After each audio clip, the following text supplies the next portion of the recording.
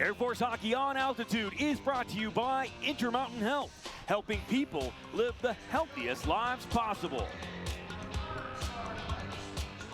Well, the final score, a happy crowd leaves Cadet Ice Arena and a split on the weekend. 2-0, the Air Force Falcons with a big win over Sacred Heart and a couple points.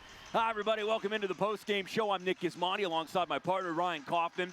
Well, if you're the Air Force Falcons and you came into this wanting 2 points and keeping a mentality of must win, you're a happy man if you're Frank Serratori.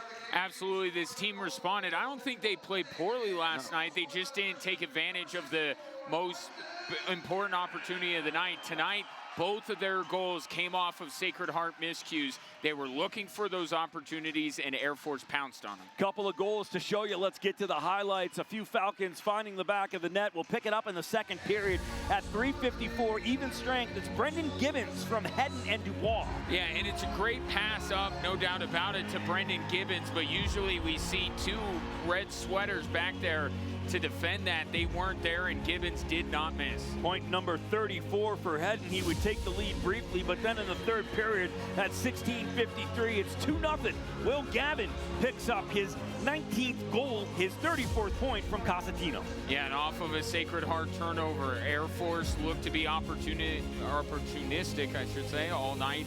And they did get both of their goals off of mistakes by Sacred Heart. And then how about Guy Blessing? Wow. Fantastic night for him. I misspoke. His second shutout of the season. He picked one up in the end of 2023 against the Army. 38-18. He was perfect on all of those. 39-23 of the faceoffs. Super impressive across the board by the Air Force Falcons. That's a complete effort for this team, top to bottom. Yeah, it is, and it's a big win, right? You were talking earlier about how they were trying to avoid a 5-game losing streak. Now they get to leave Air Force feeling good about themselves. They're back into the 5th spot in Atlantic hockey, technically, because they have the not the head-to-head, but the more regulation win tiebreaker over American International. So they'll feel good. They haven't lost much. Bentley does jump them.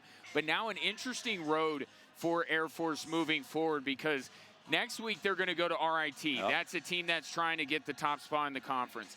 And then the following week, you're back here against a Robert Morris team that is near the bottom of the standings. So 2 teams with very different motivations. It'll be interesting to see how their opponents come out. But Air Force, I think, got right tonight as they get ready to head out on the road. Well, we might not have any more of these games for you, but you definitely got to follow along and see how Air Force does down the stretch. In the conclusion of our broadcast season, I can't thank you enough, partner. You have been absolutely just brilliant, a great partner to work with, and a true friend, and I can't thank you enough for the job you did, buddy. Thanks, buddy. You're a pro's pro, and I've learned so much from you this season. I look forward to doing it again next year. Let's do it again next season. And, of course, to all of our crew and all of our great viewers, thank you so much for being with us. Epic job, Koff.